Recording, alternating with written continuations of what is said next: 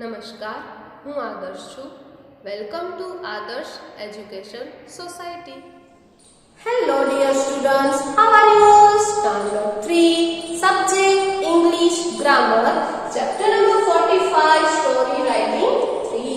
So last story हमारी कैसी थी एक बार फिर से रिवीजन कर लेते हैं, राइट? तो chapter number 43 story writing word में सिर्फ complete the story with the word given box, यानी कि उस स्टोरी में हमें वर्ड्स सिर्फ लिखने थे, right? In the second story, write the story with the help of this picture. Pictures दिए गए थे, उसकी हेल्प लेके हमें स्टोरी लिखनी थी, ओके?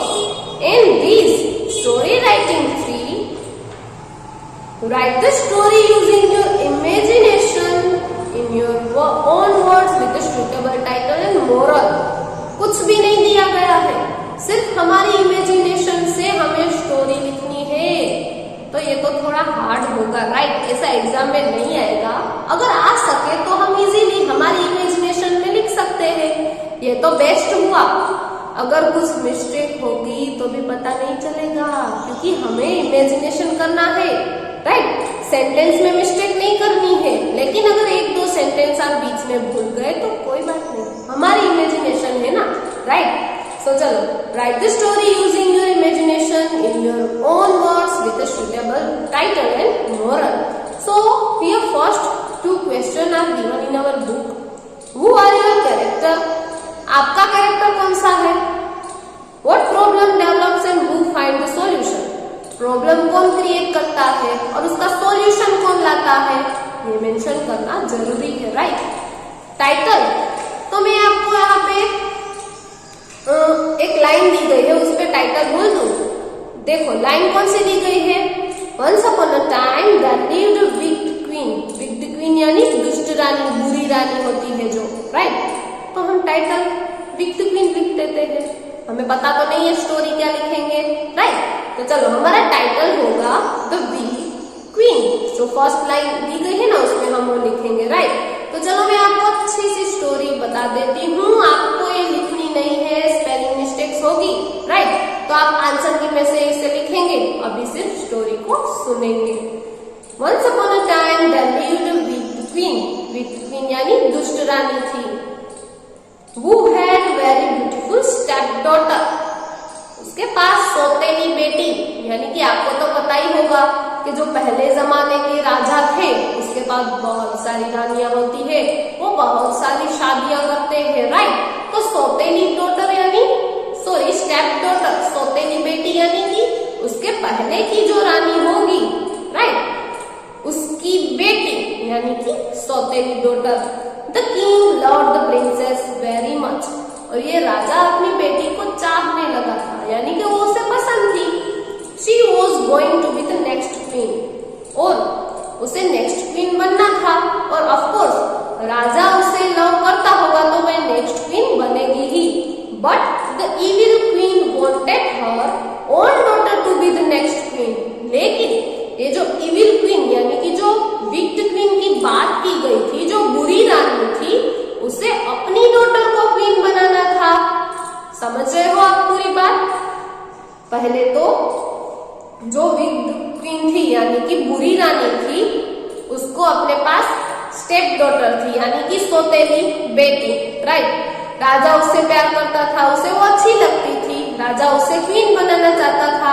और जो बुरी रानी थी वो अपनी बेटी को क्वीन बनाने वाली थी, यानी ऑफ कोर्स अपनी मम्मी है तो वो हमको ही क्वीन बनाएगी, right? In the next paragraph she made a plan. और बुरी रानी थी, उसने प्लान बनाया.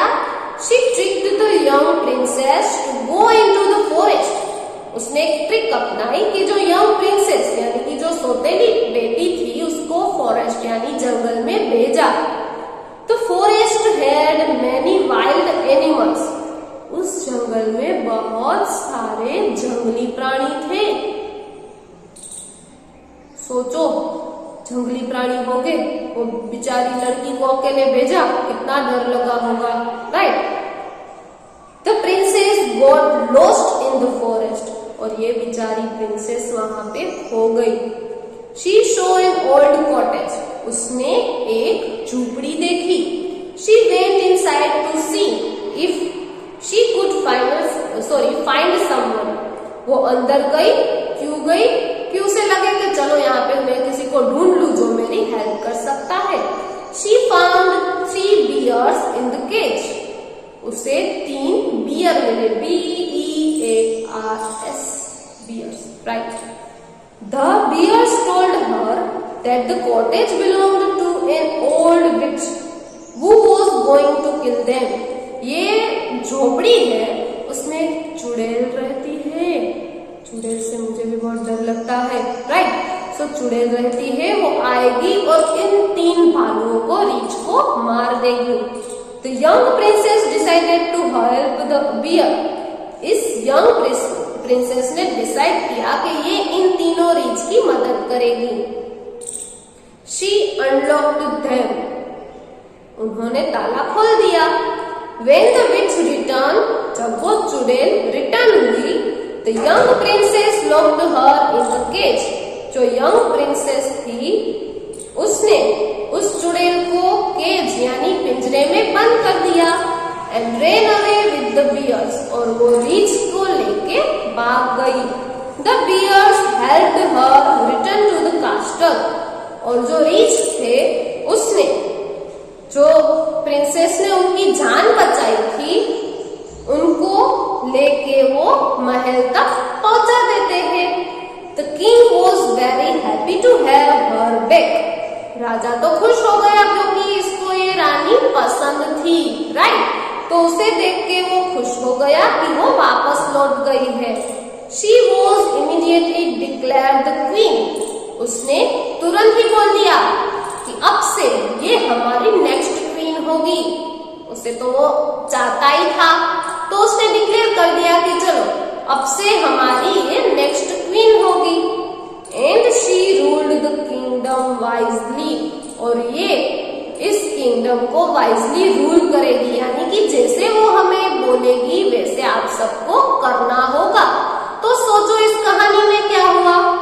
जो दुष्ट रानी थी, जो इविल क्वीन थी, राइट, उसने क्या सोचा होगा कि चलो इस रानी को मैं जंगल में भेज देती हूँ, ये गुम हो जाएगी, या तो वहां पे तो बहुत सारे वाइल्ड एनिमल्स थे तो वो इसे खा जाएंगे, राइट, और इसे खा जाएंगे तो मेरी जो बेटी है वो नेक्स्ट क्वीन बन जाएगी, राइट। उसने ऐसा सोचा होगा ना, तभी तो उसने उसको पता था कि इस जंगल में बहुत सारे वाइल्ड एनिमल है, फिर भी उसने वहां पे भेजा, राइट। तो उसका मतलब तो यही हुआ ना कि जानबूझ के उसने प्लान किया था वहां पे भेजने का, ताकि इस रानी को फॉरेस्ट में वाइल्ड एनिमल है वो खा जाए, राइट। उसको खा जाएंगे तो फिर जो अपनी वाली बेटी है वो क्वीन बन जाएगी, right. So here our story है कंप्लीटेड, बट एक इसमें मोरल है। क्या मोरल है, कौन बताएगा? इस स्टोरी का मोरल क्या है कि ये स्टोरी पे हमें ये सीखना है कि हमें कभी किसी का बुरा नहीं करना चाहिए। अगर हम दूसरे का बुरा करेंगे तो भगवान हमारा भी बुरा करेगा, राइट। तो ऐसे ही इविल क्वीन ने क्या कहा, क्या किया? सौतेली बेटी थी, उसको जंगल में छोड़ दिया और अपनी बेटी को क्वीन बनाना चाहती थी, राइट। तो क्या हुआ, भगवान ने क्या किया?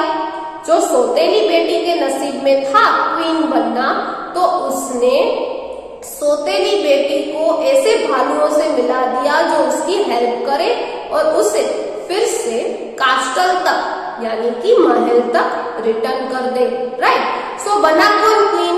जिनके नसीब में था, राइट। प्रिंसेस के नसीब में होगा क्वीन बनना, तो प्रिंसेस क्वीन बन गई। और वो जो बुरी रानी थी, जो सबका बुरा चाहती थी, उसकी बेटी क्वीन नहीं बनी। तो इससे हमें ये सीख मिलती है कि हमें कभी किसी का बुरा नहीं करना चाहिए, right. So here our chapter number 45 story writing 3 है completed. Thank you for joining us.